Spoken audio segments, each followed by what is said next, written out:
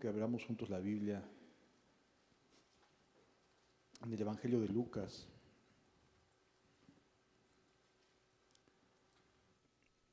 capítulo número 13.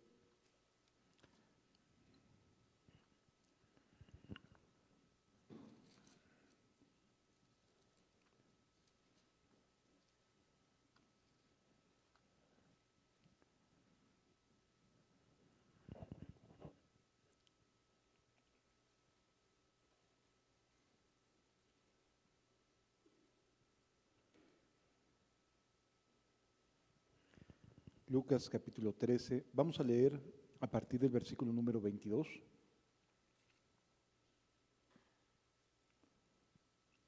En adelante. Dice la Escritura: pasaba Jesús por ciudades y aldeas enseñando y encaminándose a Jerusalén.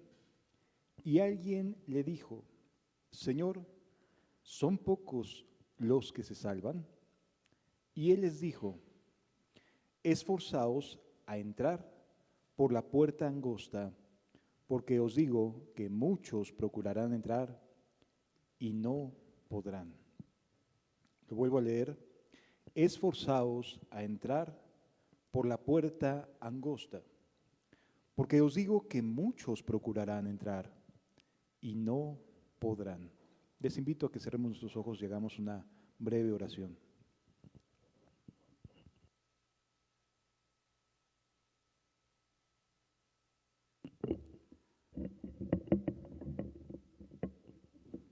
Padre, muchas gracias por tu amor y tu misericordia. Gracias por ayudarnos en todo momento y en todas las cosas, y que tu gracia y tu poder, Señor, estén con nosotros en cualquier momento y en cualquier circunstancia, pero particularmente el día de hoy quisiera suplicarte que nos ayudes, Señor, a entender tu palabra, a comprender tu mensaje, a buscar tu rostro en todo momento y en todo lugar. Te necesitamos mucho, Señor, porque de verdad, sin ti, no podemos hacer absolutamente nada. Confiamos en ti para todo y creemos, Señor Jesús, que todas las cosas que tienes para nosotros pueden estar a nuestro alcance si tan solo nos atrevemos y somos esforzados y valientes. En el nombre de nuestro Señor Jesucristo, muchas, muchas gracias. Amén. Cuando leemos este pasaje dentro del contexto de lo que viene hablando el Señor Jesús, de verdad que nos sorprendería cómo no hacemos lo necesario para realmente esforzarnos en su gracia.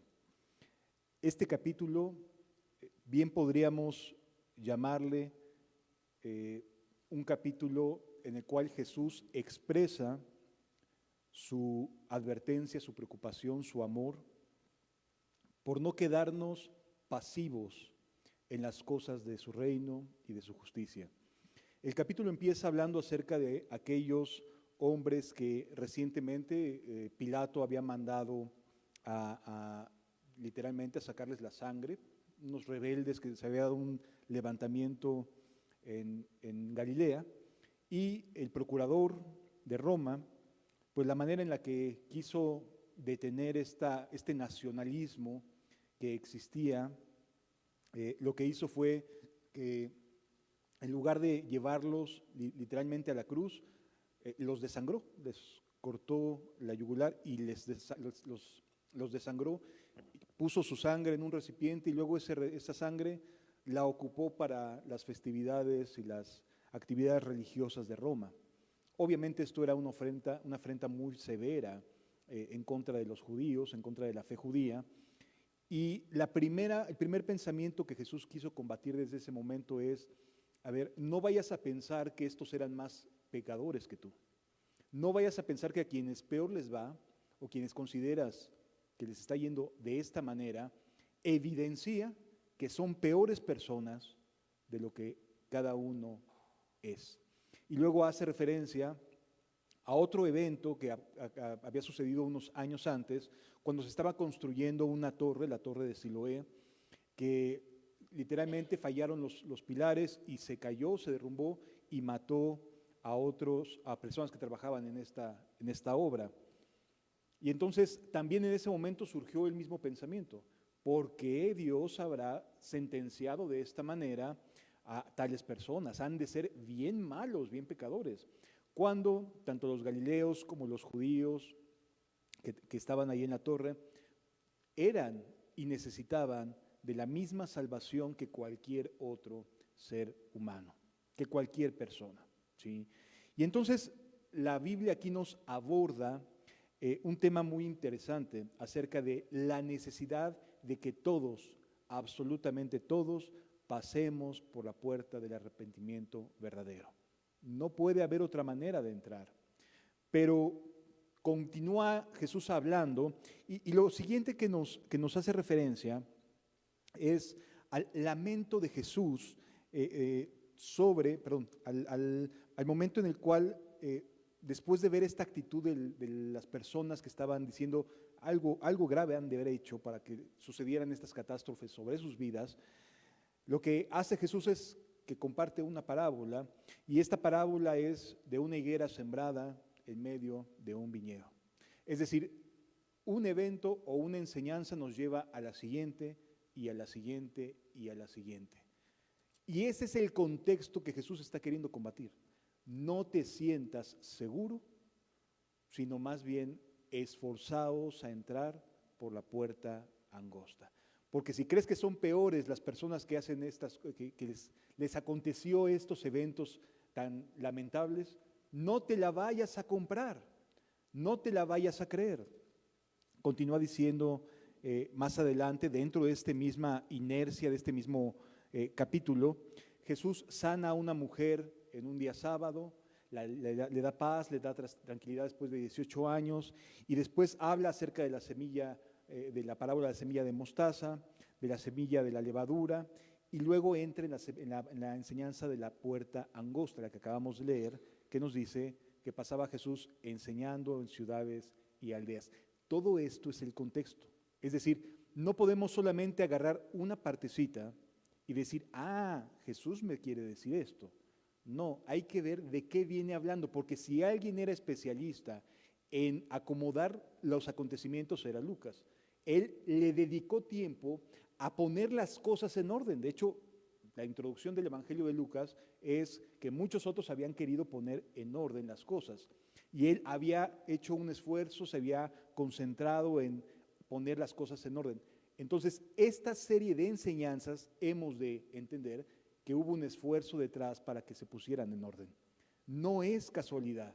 Esta enseñanza sobre la puerta estrecha viene después de esta otra serie de enseñanzas que nos advierten acerca de no creernos buenos, que nos advierten acerca de no sentirnos muy capaces, de no asegurar nuestra mente y decir ya estoy del otro lado, sino que pensemos que debemos de vivir una vida esforzada y valiente, ¿sí?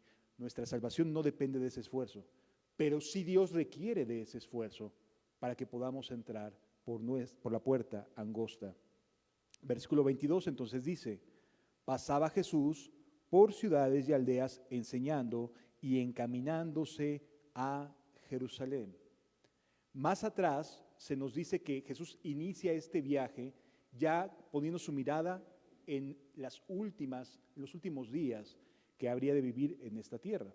Ahorita lo vamos a leer más adelante.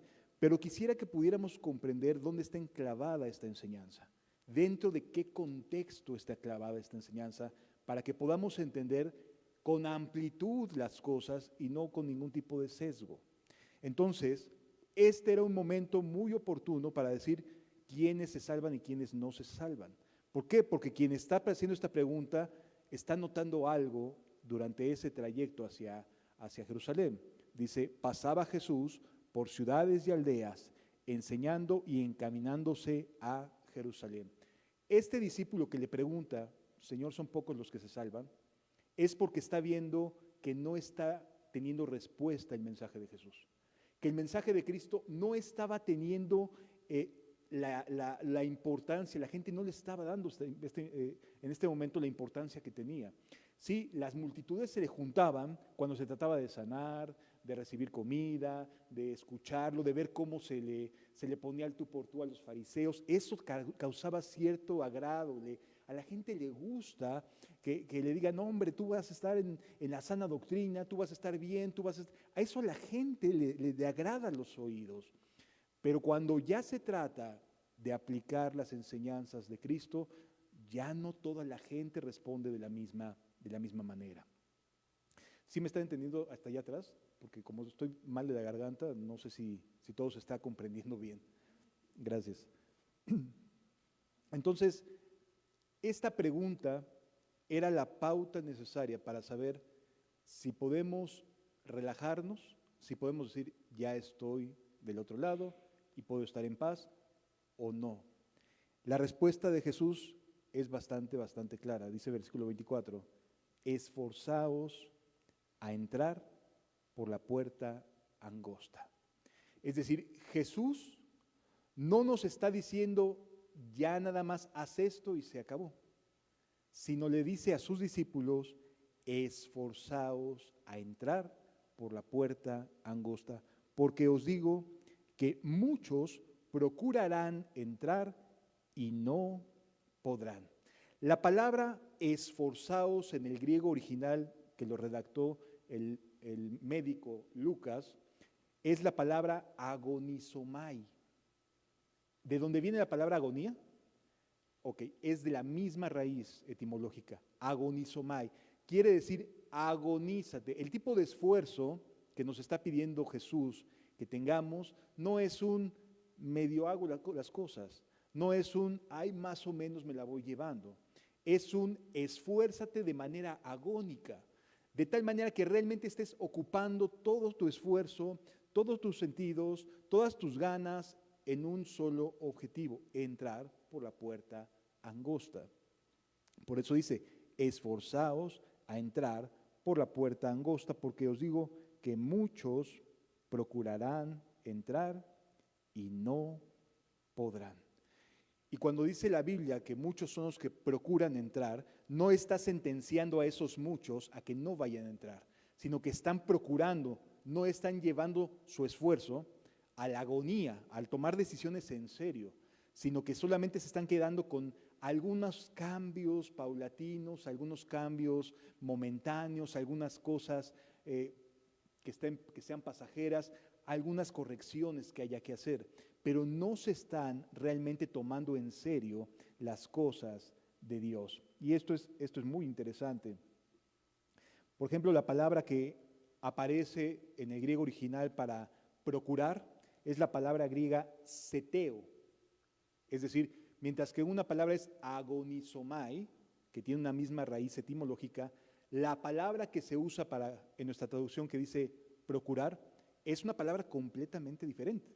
No tiene siquiera la misma raíz. Es seteo.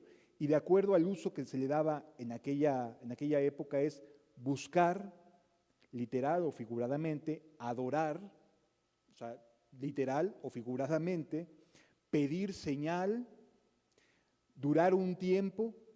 Esos son los usos de la expresión procurar, en el griego seteo.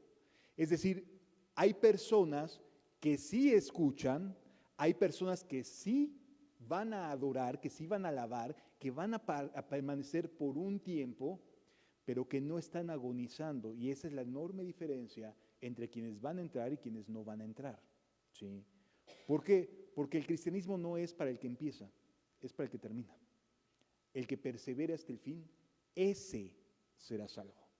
No es para los que ya estamos, o estamos luchando, o estamos caminando, o estamos empezando, llevamos 30 años. No, tiene que ver con el terminar la carrera. ¿Sí? Y ese aspecto es algo que debemos de tener mucho cuidado, por lo que a continuación se nos dice. Dice, esforzaos a entrar, agonizomai a entrar por la puerta angosta, porque os digo que muchos, seteo, procurarán entrar y no podrán. ¿Porque se les cierran las puertas? No, porque no agonizan para entrar. No es realmente su prioridad. Es como quien nada más va sobrellevando su vida y dice, pues yo ya estoy del otro lado, sí creo en Jesús, sí creo en la cruz, etcétera, pero lo hacen de manera muy superficial, muy pasiva. Y no quiere decir que estén entregados a cosas escandalosas, que quede claro. Quiere decir que no están agonizando en sus decisiones, que sus decisiones no están siendo agónicas para entrar en el reino de los cielos. Ahora, no nos vayamos a espantar de estas palabras porque habrá quienes digan, no, pues es que tú te estás queriendo ganar el cielo por obras. De ninguna manera. Yo estoy siguiendo las palabras de Jesús que me dicen, yo te doy la salvación, pero tienes que agonizar por entrar. Porque no es del que empieza, sino es del que termina su vida de fe. Todos podemos empezar, pero todos podemos quedarnos en procurar. Es más, todos aquí, toditos, me incluyo, podemos caer en ese, pues procuró y no entró. ¿Por qué razón? Porque no hemos entrado todavía al reino de los cielos. Dice el siguiente versículo, después que el padre de familia se haya levantado y cerrado la puerta, y estando afuera, empecéis a llamar a la puerta diciendo, Señor, Señor, ábrenos. Él respondiendo os dirá, no sé de dónde sois. Es decir, aquí hay un evento de un punto final. Dios el Padre se levanta y cierra la puerta. Aquí sí ya es una decisión de Dios cerrar la puerta y poner un hasta aquí con esto. Ya terminó este tiempo de que les dio oportunidad de esforzarse. Aquí sí ya el padre de familia se levanta y cierra la puerta y la gente, y esto es algo que a mí me llama mucho la atención, cree y piensa que debería de haber estado adentro. Por eso dice, empecéis a llamarla a la puerta. ¿Quién, sino los que sí estén buscando, los que estén en este seteo, en esta palabrita, en esta búsqueda, son los que piensan que van a estar ahí adentro? Se creen que van a estar ahí adentro. ¿Sí? Después que el padre de familia se haya levantado y cerrado la puerta, y estando fuera empecéis a llamar a la puerta diciendo, Señor, Señor, ábrenos. Él respondiendo os dirá, no sé de dónde sois. O sea, estamos aquí domingo a domingo y que Jesús te diga, no sé de dónde eres, no te conozco. Qué duro, ¿no? ¿Pero por qué? ¿Por qué lo hace de esta manera el Señor? Porque mucha gente, y lamentablemente vivimos en una época donde todo se nos da de manera muy cómoda. No agonizamos, no realmente buscamos a Dios, buscamos las señales, buscamos el seteo. Señor, ¿qué me vas a dar a cambio? ¿Qué es lo que estoy queriendo de ti, Señor? Sí. Pero el esforzarse es muy diferente al simplemente procurar. Entonces comenzaréis a decir, fíjense que sí hay una argumentación en la mente de quienes están quedando fuera. O sea, sí en la mente de quienes están tocando la puerta, hay algo que les hace pensar que debían estar adentro. ¿Qué es lo que les hace pensar que debían estar adentro? ¿Qué es lo que les hace pensar?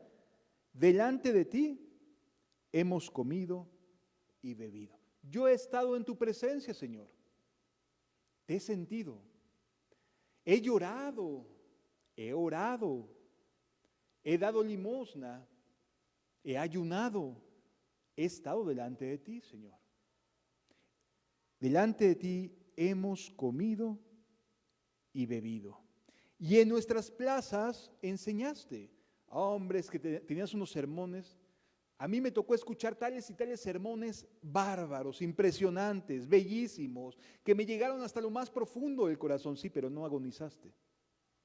Te quedaste solamente a la orilla. Ibas bien. ¿Qué fue lo que te hizo quedarte en la orilla? ¿Sí?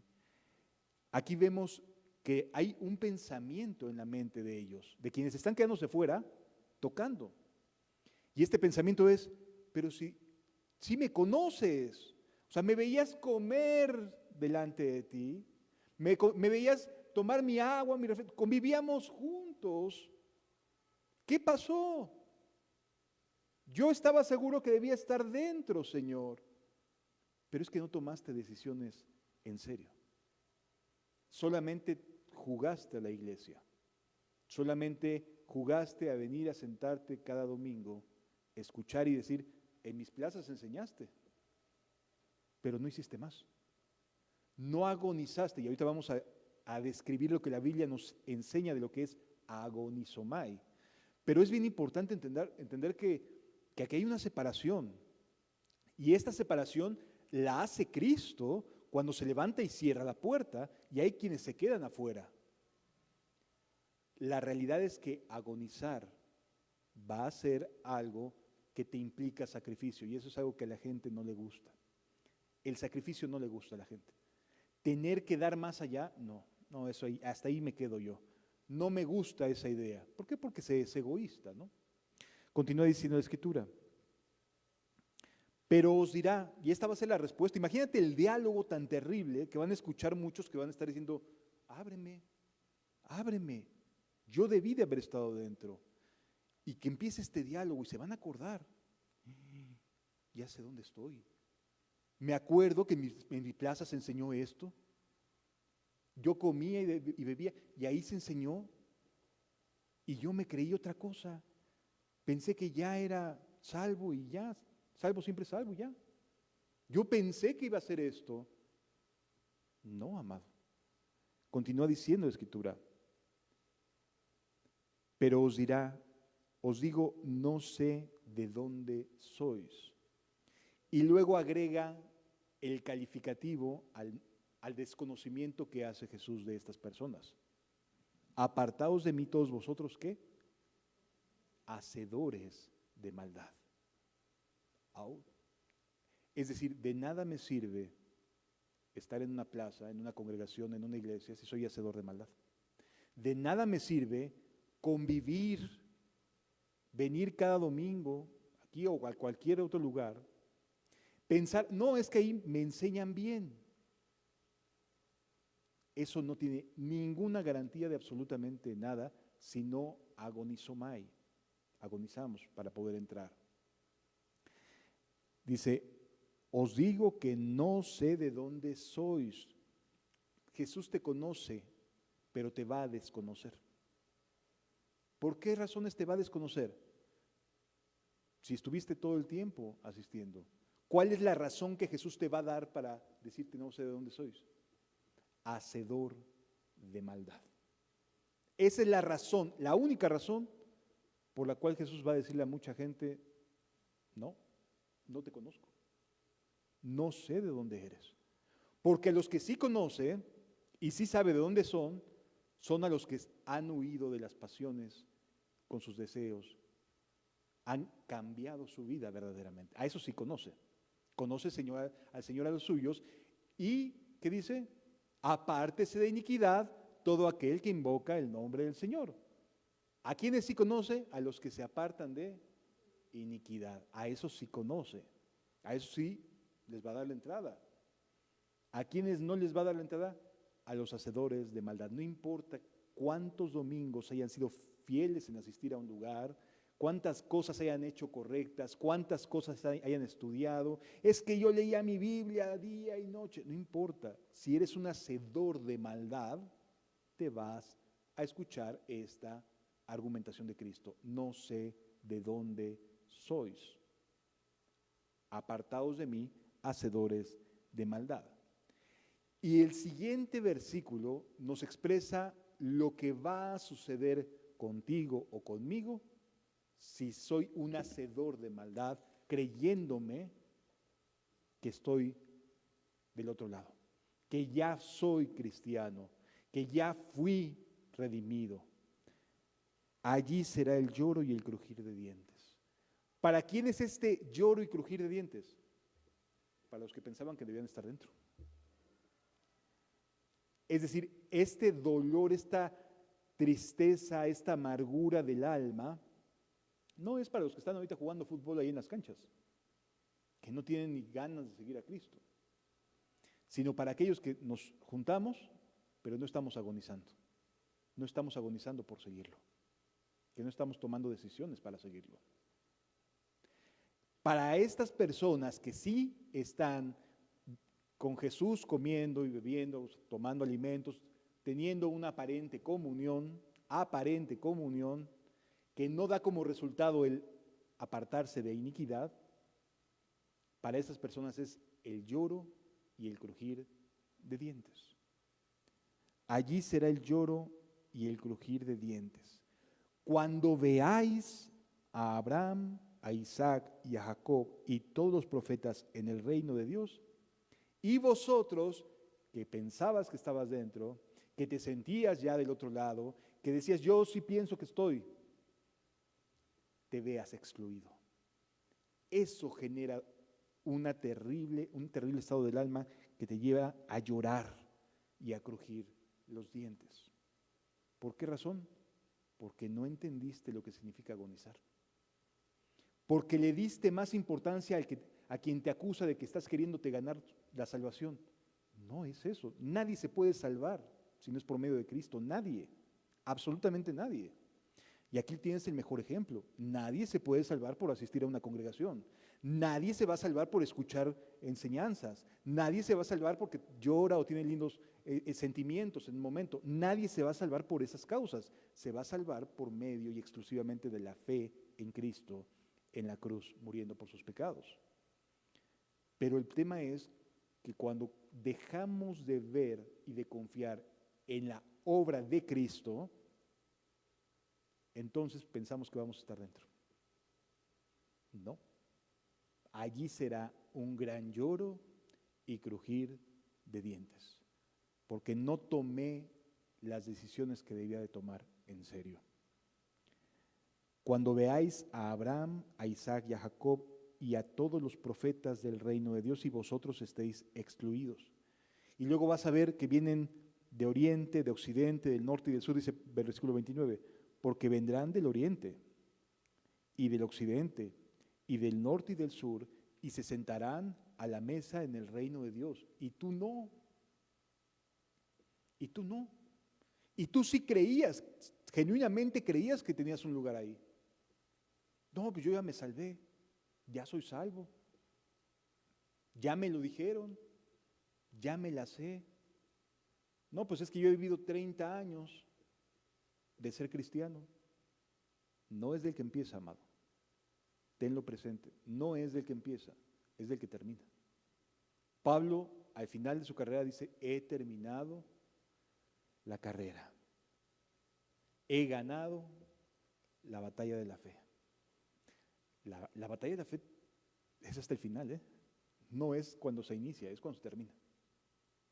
Así que es en este punto donde muchos, si no es que todos, los que creemos somos de los que estamos procurando, pero todavía no llegamos. Todos. Al final, sí, entrarán los que se hayan apartado de iniquidad. Sí me doy a entender, amados. Los que hayan agonizado realmente. Ay, hermano, entonces me está diciendo que no soy salvo. No, yo no estoy diciendo eso. Yo creo que somos genuinos en decir, hemos creído en Cristo, pero todavía no llegamos al reino de Cristo. Todavía no llegamos al final de la carrera. Y entonces, poder escuchar que se levante el padre de familia y cierra la puerta y dice, ahora sí ya, estoy dentro. Pero mientras, no hemos ganado nada. Hemos iniciado un camino, sí, pero todavía este camino no se termina. Entonces continúa diciendo, porque vendrán muchos del oriente y del occidente y del norte y del sur y se sentarán a la mesa del reino de Dios. Y aquí hay postreros que serán primeros y primeros que serán postreros. Amados, la realidad es que nuestro corazón se engaña con mucha facilidad. Todos estamos procurando. Todos. Pero muchos de los que procuramos no van a entrar. Ahora, esto no es arbitrio, ¿eh? Es que no se quiso agonizar. Se quiso un cristianismo light, tranquilo, buena doctrina, buena enseñanza, gente genuina. Ya, estoy del otro lado. Agonizomai. Esa es la palabra de Cristo. No es palabra de otra persona, es palabra de Jesús. Agonizar. Esforzaos a entrar por la puerta angosta. ¿Qué significa esforzarse?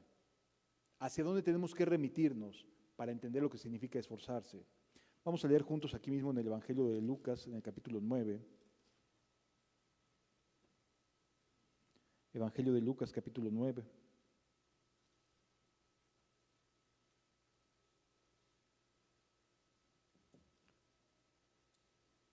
A partir del versículo 51, por favor.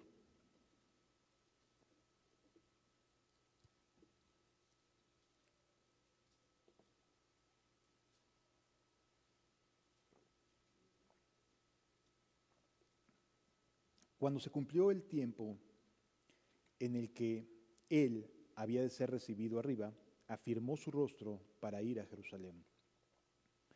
Esto es muy bello porque es un camino al Calvario. Es a partir de este versículo que el Evangelio de Lucas, narra el camino al Calvario. A veces pensamos que el camino al Calvario empieza del pretorio, ¿no? Empieza desde el pretorio, cuando empieza a ver esto, cuando vienen estos latigazos, o a lo mejor desde el Getsemaní, ¿no? Cuando empieza Jesús a sufrir y a angustiarse en gran manera a causa de que iba a ser arrestado e iba a ser crucificado. No, el camino al Calvario empieza en el Evangelio de Lucas capítulo 9, versículo 51. Lo demás es parte de este camino, pero dice que aquí afirmó su rostro, porque ya sabía que había llegado su hora.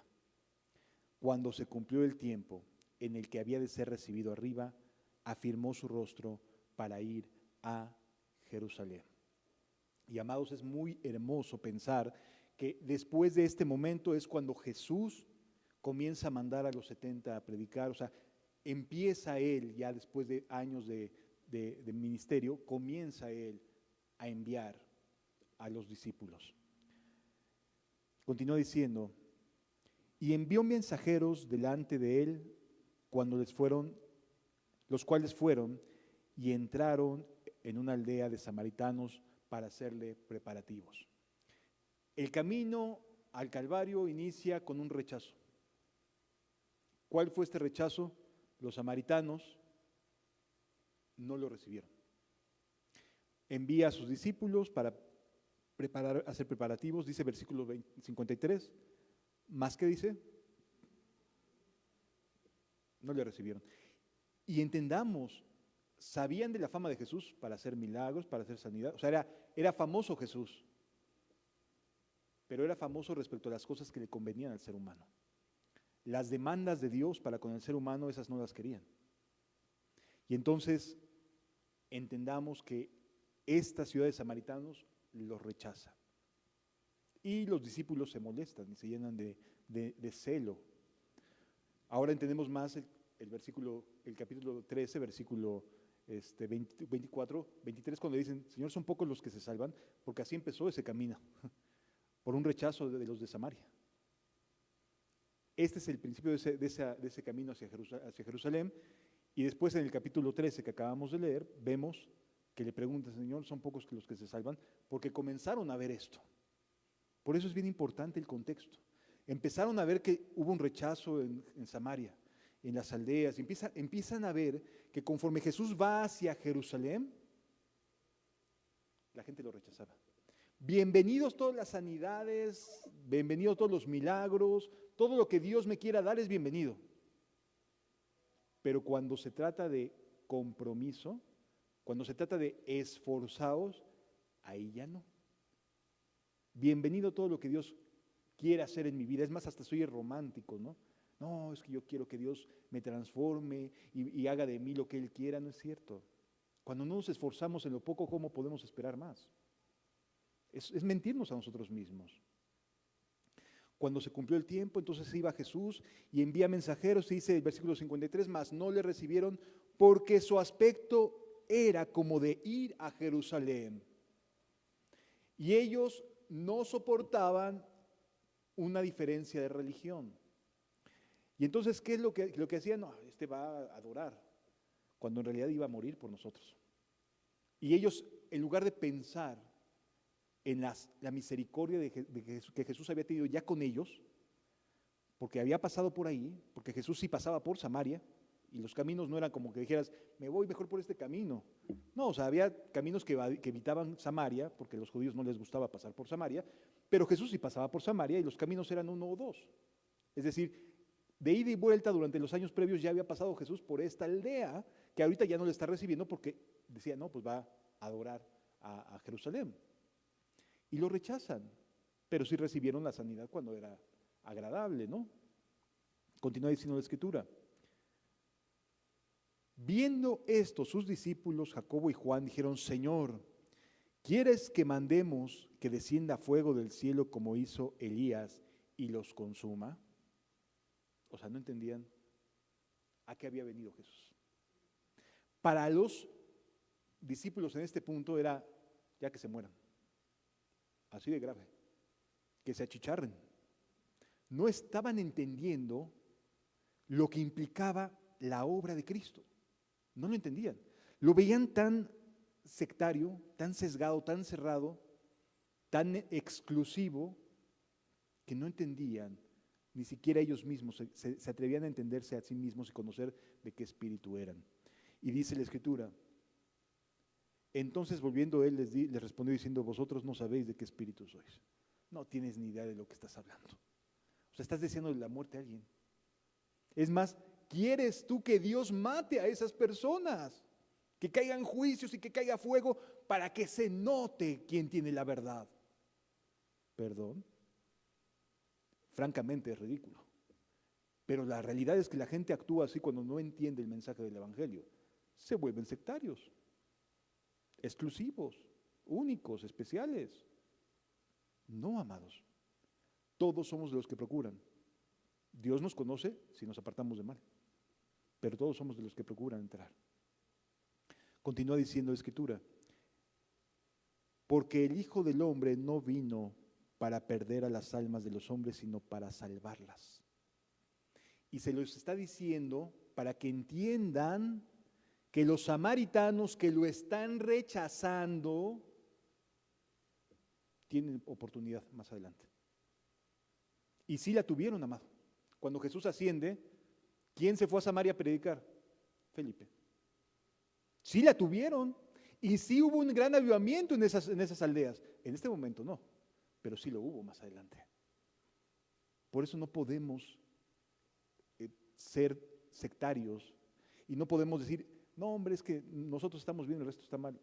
Bueno, está bien quien se aparte de iniquidad e invoque el nombre de Dios. Quien no importa que enseñen en nuestras plazas, que tengamos extraordinarios libros, que tengamos buenos predicadores, no importa nada de eso. Apártese de iniquidad todo aquel que invoca el nombre de Cristo, para que no nos diga, no sé de dónde sois, hacedor de maldad. Sí. Entonces, queda claro que el espíritu de Cristo está siendo diferente al espíritu de los discípulos. Fíjense, esta es parte del agonizomai que estamos leyendo porque vamos camino al Calvario. Esta es la agonía que tenemos que aceptar todos aquellos que creemos y conocemos que Jesús murió en la cruz por nosotros, que habrá rechazo, pero no es un rechazo tajante, amado, es momentáneo. Vendrá tiempo de que puedan entender y haya gracia.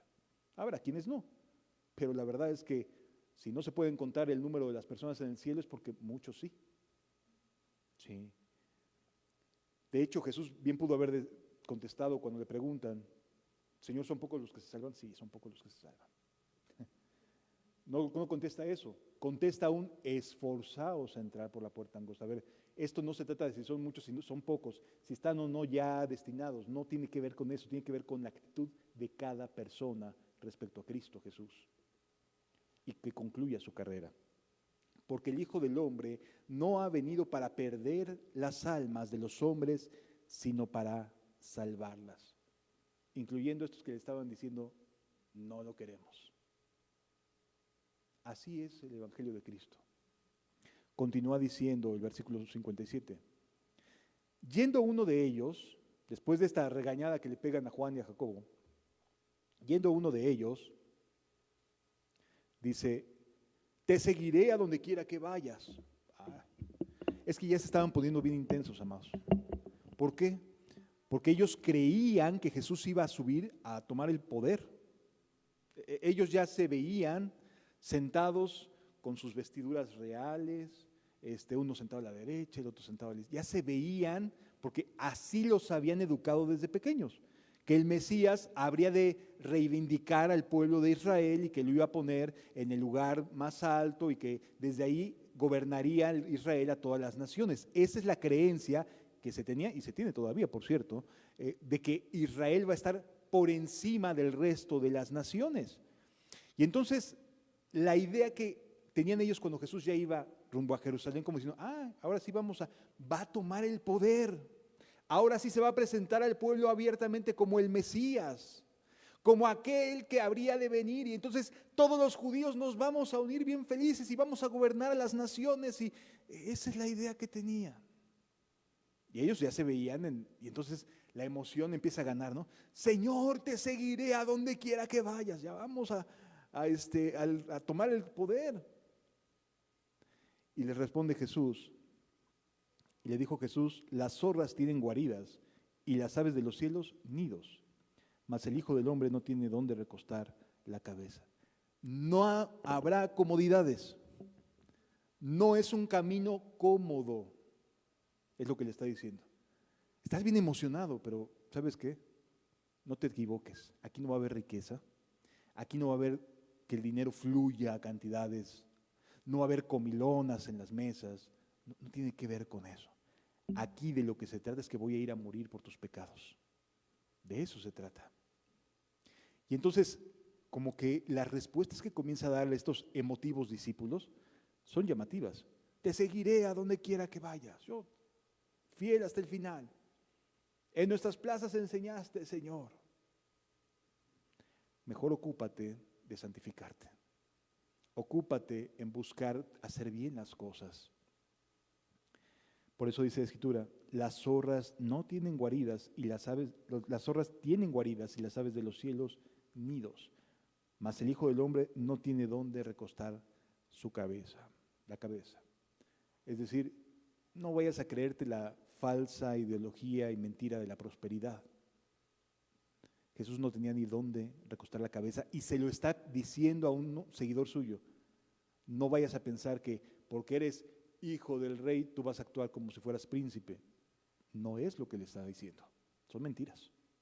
¿Sí? Continúa diciendo la Escritura. Y dijo a otro, sígueme. Él dijo, Señor, deja primero que vaya y entierre a mi padre. Es decir, aquí encontramos a alguien que recibe la invitación. El primero está emocionado y se invita solito. Te seguiré. Y aquí vemos a otro a quien sí recibe la invitación. Sígueme. Uy, pero acabo de fallecer mi papá. No, aguántame tantito, Señor. Sí te voy a seguir, pero déjame primero. Déjame a mí primero. Todos hemos escuchado esta idea, ¿no? De tienes que estar bien tú. Todos los zen y todos los coaching motivacionales te dicen, tienes que estar primero bien tú para que puedas ayudar a los demás. A ver, quien te hace estar bien es Cristo, ¿eh? Y Él es el único que te ayuda a que continúes el camino hacia arriba. No te necesita bien, que estés bien tú, Él te hace estar bien. Y entonces cuando Él te hace estar bien, sí tienes la autoridad para hacerle bien a los demás. Cuando partimos de la falsa idea de el yo primero, es como si le dijeras, sí, yo sé que me necesitas, pero déjame primero estar bien yo. ¿Dios te necesita? ¿En serio? No, Dios no necesita nada de ti. Acércate y dile, sí, no soy el mejor, no soy un extraordinario predicador, soy pésimo orador, tartamudeo, no tengo las habilidades y las capacidades que pueda haber, perdón, pero yo no soy capaz, aquí estoy de todas maneras. O sea, mis capacidades humanas no me dan, pero aquí estoy. Y estoy por encima de lo que a lo mejor padre, madre, esposo, esposa, hijos quieran de mí. ¿Sí lo vamos entendiendo? Seguir a Jesús no es una religión, es que es muy barato bajar este llamado tan hermoso a simplemente acudir cada domingo, a hacer las liturgias que se tienen que hacer, los rituales que se hacen, etcétera, etcétera, va mucho más allá. Es un caminar con Él por donde quiera que Él vaya, aunque no tenga dónde recostar la cabeza. Sí me doy a entender.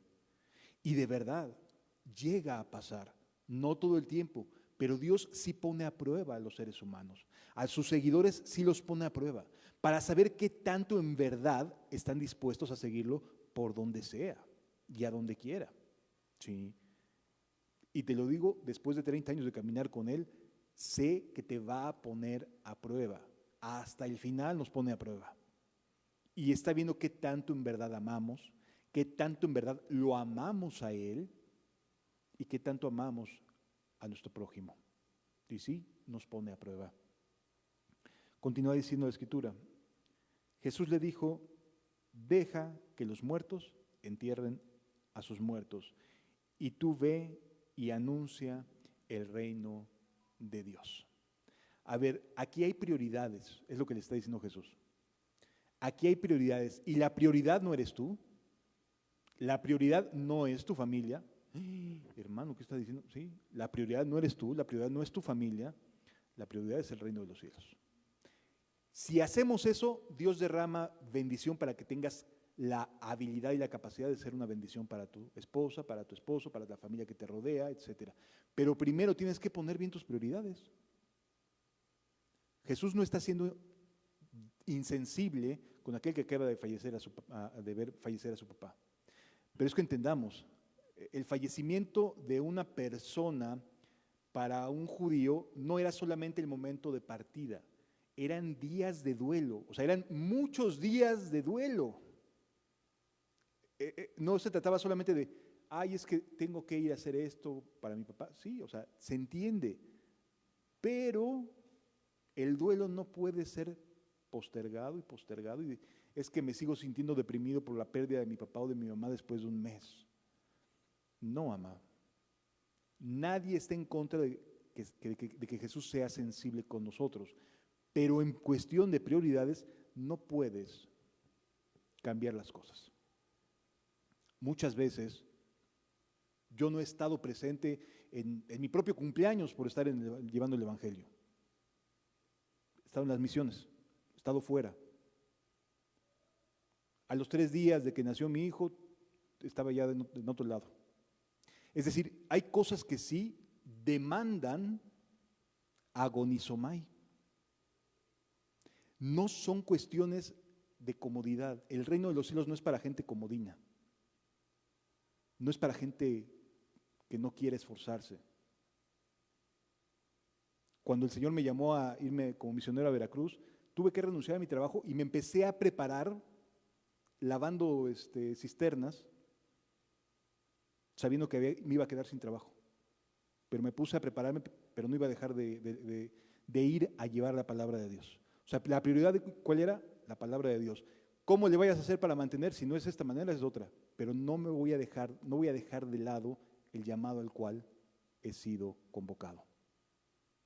Y sí, iba a presentar de hecho sí la presenté, pero me puse a juntarme con una persona que me enseñara a lavar cisternas para poder hacerle frente a la necesidad económica.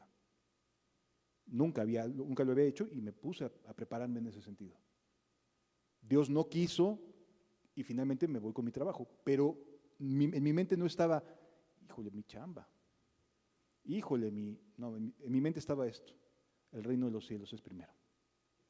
Ya vendrá después el cómo solventar y cómo hacerle frente. Pero sí, Dios ve los corazones y decide y pone en peso unas cosas y otras. ¿Sí? El reino de los cielos debe ser prioridad en el corazón de un verdadero discípulo. Por eso mucha gente solo procura. Porque mientras le gusta, bien. Cuando la cosa se pone densa, porque empieza Jesús a mandar mayor consagración, a demandar mayor entrega, a demandar esto, oye, sírveme, y donde esté yo también estará mi servidor, sígueme. No, ahí ya no. O sea, mientras todo vaya de acuerdo a lo que quiero dar, a lo que me quiero esforzar bien, Pero eso de agonizar por servir a Dios, ay, como que ya no es lo mismo. Sí me doy a entender, amados. Es de valientes, de verdad es de valientes. Podemos procurar, podemos estar unos cuantos años esforzándonos, es del que termina, es del que empieza, pone los cimientos y continúa su construcción hasta que termina. No se trata de empezar, todos pueden empezar, pero después, ¿qué pasa cuando dejas la construcción a medias? ¿Quién queda mal? Pues tú. Entonces, esforzarse no es dejar las cosas a medias o inconclusas. El cristiano coloca sus prioridades y dice, voy con todo, Señor, y pongo mis manos en el arado y no volteo hacia atrás. Y eso es algo que muy pocas veces se llega a dar. Por eso le preguntaron, Señor, ¿son pocos los que se salvan? No, gracias a Dios no van a ser pocos los que se salvan, pero sí quienes sean útiles al reino de los cielos son cuanto más los que en verdad van dejando su vida por las demás personas. Van dando su esfuerzo, agonizan, y en agonía es dolor, es sufrimiento, no es que todo va a ser color de rosa, y el cristianismo no es color de rosa, no es un, ay, qué romántico, me la voy a pasar bien padre. No, sí vas a dejar de hacer lo malo, pero vas a aprender a hacer lo bueno. Ay, pero aprender a hacer lo bueno ya implica un esfuerzo, ya implica un cambio, ya implica, sí, dejas de hacer lo malo, pero vas a aprender a hacer lo bueno. Y a la gente no le gusta aprender a hacer lo bueno, porque implica sacrificio, implica dolor, implica esfuerzo, implica desvelo, implica lucha, y eso a la gente ya se le hace complicado. ¿Sí? La agonía no es simplemente aceptar y hacer un rezo mágico de acepta a Cristo, eso no sirve. No sirve para nada. Es que yo ya acepté a Jesús en mi corazón. Ah, ¿sí? ¿Ya dejaste de hacer lo malo y empezaste a aprender a hacer lo bueno? Porque sí, aprender a hacer lo bueno es un aprendizaje. Y es un aprendizaje hasta el final, porque Dios siempre tiene preparadas buenas obras para los que le siguen. Así que eso es lo que Dios quiere de ti. Continúa diciendo la Escritura. Jesús le dijo, deja que los muertos entierren a sus muertos y tú ve y anuncia el reino de Dios. Versículo 61. Entonces dijo a otro, te seguiré, Señor, a otro entusiasta. Ya vimos a dos entusiastas. Uno dice, yo te sigo. Y como Jesús conoce el corazón, le dice, a ver, yo no tengo dónde poner la cabeza, dónde recostar la cabeza. ¿Por qué se lo habrá dicho? Porque a lo mejor es alguien que buscaba o tenía ciertas comodidades en su vida que no iba a tener siguiendo a Jesús. Al siguiente le dice, sígueme. ¿Y por qué se lo dijo? Porque sabía que su papá acababa de fallecer. El evangelio no es para que prioricemos nuestras propias vidas, nuestras propias circunstancias, es para priorizar el reino de los cielos y su justicia. Y aquí hay otro emocionado, no, ya le dijo a uno que no va a haber dónde recostar la cabeza, no hay bronca, Señor, le entro. Al otro le dijo, deja que los muertos se entierren a sus muertos, no hay bronca, Señor, lo hago. Y a este tercero le dice, entonces dijo otro, te seguiré, Señor, pero déjame que me despida primero de los que están en mi casa. Y Jesús le dijo, a esta despedida, a este que está queriéndose despedir, decirle, voy a seguir a Jesús. Jesús le dijo, ninguno que poniendo su mano en el arado mira hacia atrás, es apto para el reino de Dios. Apto, es decir, se requiere agonía, se requiere cambiar de prioridades. Se requiere esforzarse de distintas maneras. Y amado, en todo este caminar va a haber un montón de oportunidades para agonizar. Agonizar es parte de la vida cristiana. Sí, a lo mejor no suena muy evangelístico el mensaje, pero no es la intención tratar de encubrir absolutamente nada. La agonía es parte de la vida cristiana. El esfuerzo, el ir a más, es parte de la vida cristiana. Y Jesús nos lo está explicando. Y entonces sí, podemos entender que así es la agonía, es cambiar de prioridades. No, pues yo que quería que me ayudaran. Es que la ayuda empieza por cambiar tú. Y cambiar tú es que dejes de hacer las cosas como las venías haciendo. Porque han sido tus decisiones las que te han traído hasta aquí, ¿cierto? Así que no puedes decir que si estás feliz y estás realizado o realizada y quieres esto y quieres aquello, Dios no te lo va a dar, ¿eh? Dios te va a transformar por dentro. Créeme que te va a transformar por dentro. Pero no te va a dar los estándares que el mundo te da. No vayas a pensar ni buscar a Dios para estar más cómodo. No. Vas a estar en paz con Él y estar en paz con Él te lo da todo. No necesitas más. Sin embargo, las personas se quedan solamente en el procurar entrar. ¿Por qué razón? Porque es mucho más cómodo, mucho más agradable, mucho menos se esfuerza uno. Cuando Jesús nos dice que el que quiera ser su discípulo, niéguese a sí mismo, tome su cruz y sígalo. Negarse. Y luego en tiempos como los que vivimos, ¿no? De tanto egoísmo, de tanto primero tengo que estar bien yo. Ya me dijo la psicóloga que primero tengo que estar bien yo.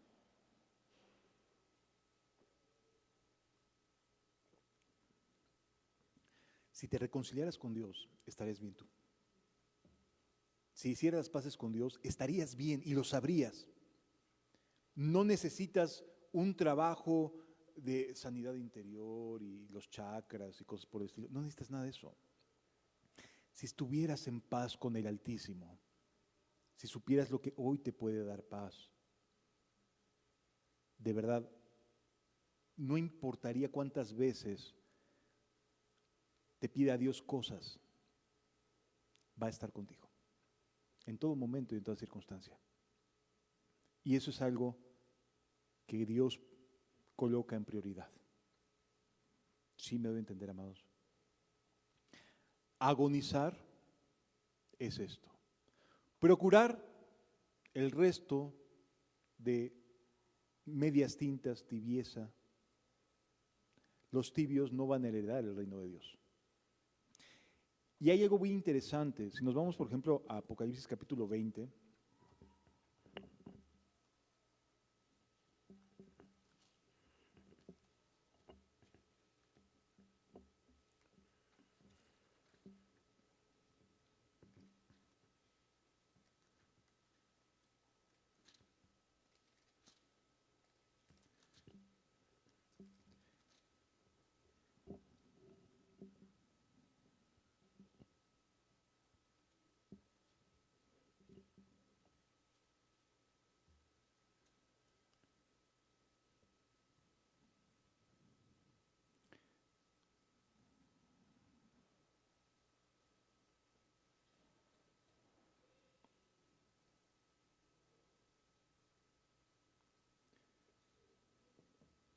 perdón, es capítulo 21.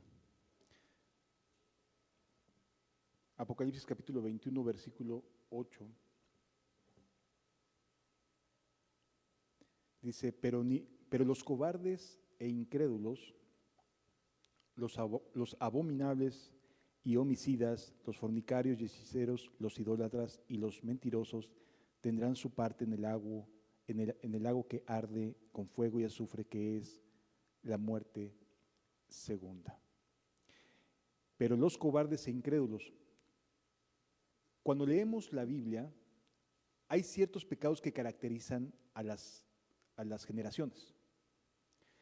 Tú puedes darte cuenta que en la época romana el hedonismo era la mayor libertad o libertinaje que daba el Imperio Romano. Es decir, le decían a la gente, haz lo que quieras, básicamente.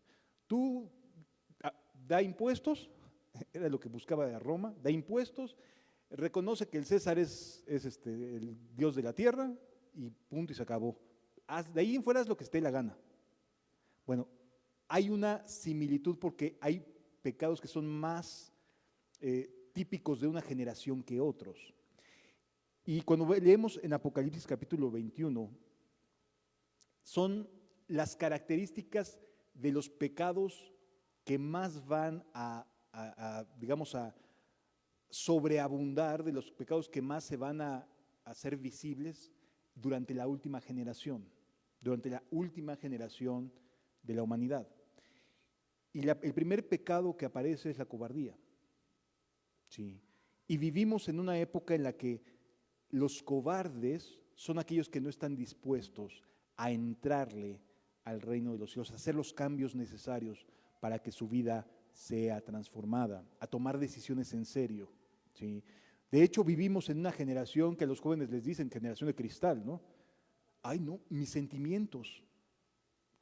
Jesús ocupa de principios para ayudarnos en nuestra vida, no de emociones. Y la cobardía es una emoción. Imagínate cuánta gente está dejando de acercarse a Dios por cobarde, porque implica cambios. Hoy en día, la cobardía y la incredulidad son de las dos cosas que están rigiendo las decisiones de la mayoría de las personas. Es que no estás respetando mis emociones, es que no estás respetando mis sentimientos, tú no me quieres, intolerante. La cobardía y la incredulidad son de las dos particularidades de las que se habían de desarrollar más en la última generación. Habría de haber mucha gente cobarde que no quiere ser tocada, que no quiere escuchar mensajes que les afecten, que les hagan sentir que no están bien. No, no estás bien. No estás en Cristo, no estás bien. No hay que engañar a nadie. La cobardía y la incredulidad, los abominables y homicidas. Esta generación se ha vuelto de una cantidad impresionante de homicidios. O sea, es que tú ves las noticias y sale sangre de la nota roja, ¿no? Es decir, por todos lados lo que hay y lo que más se reporta son, ya la balacearon, ya lo mataron, ya lo hicieron, apareció aquí y apareció, y no nada más en México, en todo el mundo, en todo el mundo. Y como nunca antes, las corporaciones del orden tienen mayor cantidad de personas trabajando. Y como nunca antes, la maldad, la violencia está presente. Pero es que hay mucha cobardía y mucha incredulidad. Es mucho más fácil ser cobarde que ser un valiente creyente. Hoy no. Hoy todo lo quieren cómodo, todo lo quieren sin esfuerzo, todo lo quieren, pues ya estoy del otro lado. La generación de los últimos tiempos es una generación cobarde e incrédula. Es la característica principal de lo que más se va a encontrar uno como pecados particulares. Es que me da miedo, es que no vaya a hacerla de malas, y entonces dejan de tomar decisiones porque no quieren aventurarse a seguir a Cristo, con los cambios que conlleva ello. Sí lo vamos entendiendo, amados. Por favor, entiende que el cristianismo no es para cobardes e incrédulos. No es para los que asisten a las iglesias pero no se apartan de la maldad. No, no es para ellos. No es para aquellos que dicen tener buena doctrina, pero sus congregantes o la gente que está dentro justifican la maldad. No, no es para ellos. Aquí no vemos sesgos denominacionales.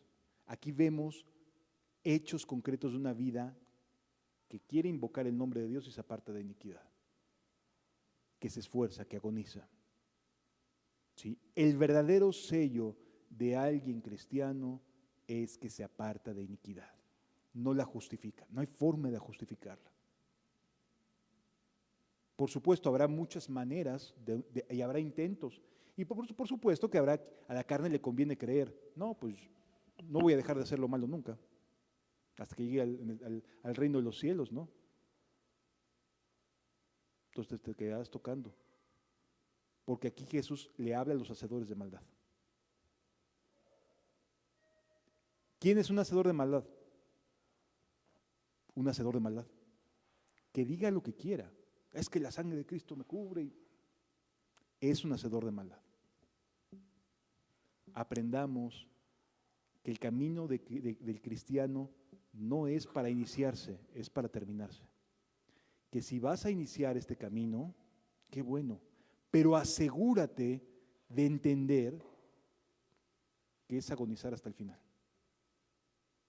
¿De acuerdo? Les invito a que cerremos nuestros ojos, por favor. Señor Jesús, con cuánta ligereza muchas veces decimos, te seguiré. Con cuánta facilidad, con cuánto romanticismo pensamos, yo estoy bien. Señor, haz que este pueblo entienda que no podemos ser hacedores de maldad mientras nos decimos cristianos.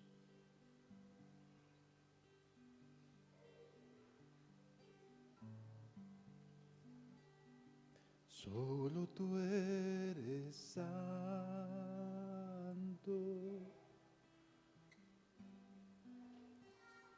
solo tú eres digno,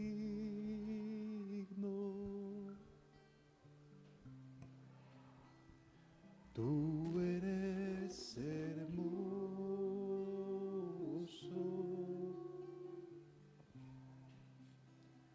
y maravilloso.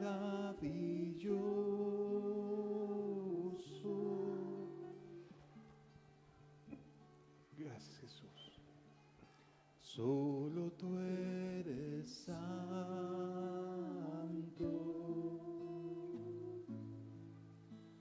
solo tú eres digno,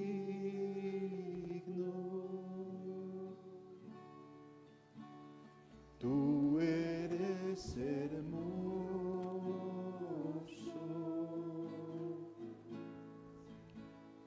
y maravilloso.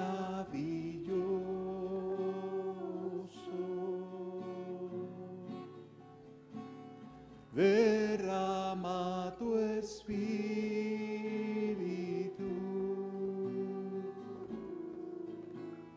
y que tu luz brille,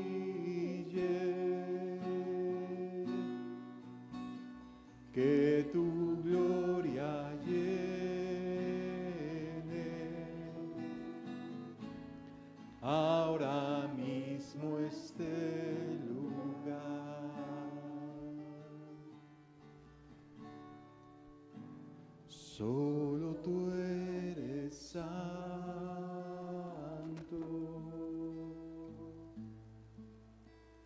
solo tú eres digno,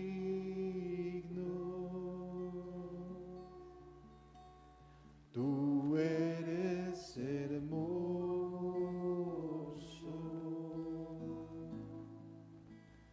y maravilloso.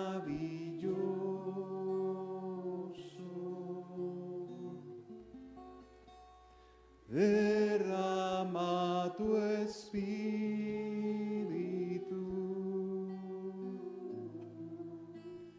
y que tu luz brille, que tu gloria llene ahora mismo este lugar.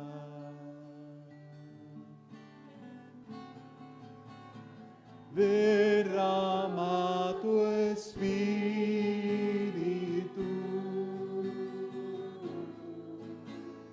y que tu luz brille,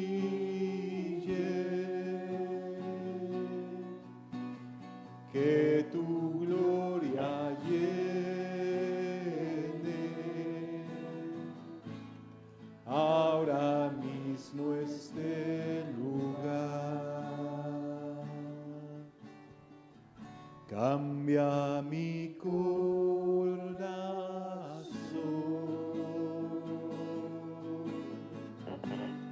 hazlo fiel a ti.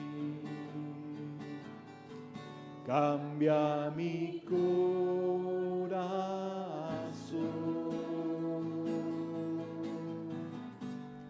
te lo pido.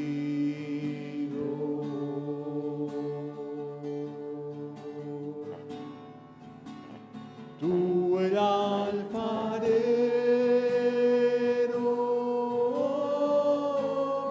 yo el barro soy. Cambia mi vida,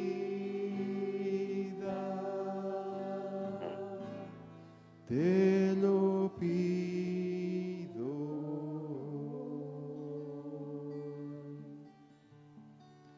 Y enséñanos a aprender a hacer el bien, Señor, a ser fieles en lo poco. Gracias, Jesús.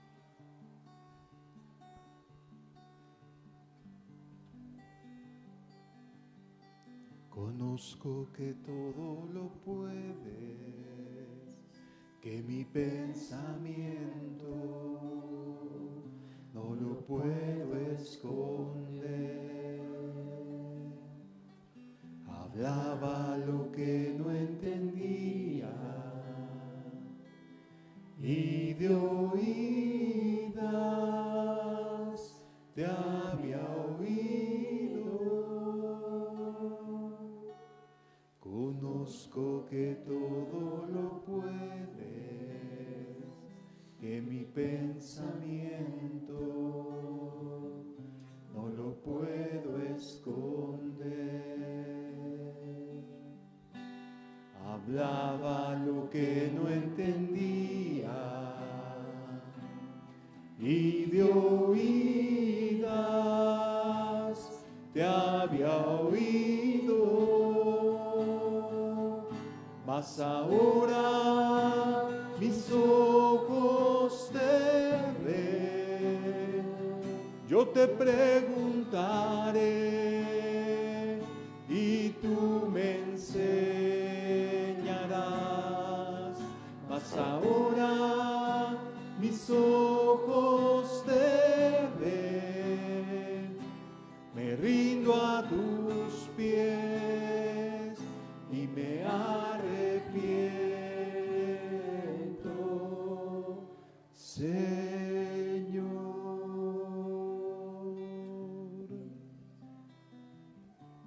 Señor. Amado Rey, gracias. Gracias por tu palabra, Señor Jesús. Ayúdanos a guardarla en el corazón, en el nombre de Jesús.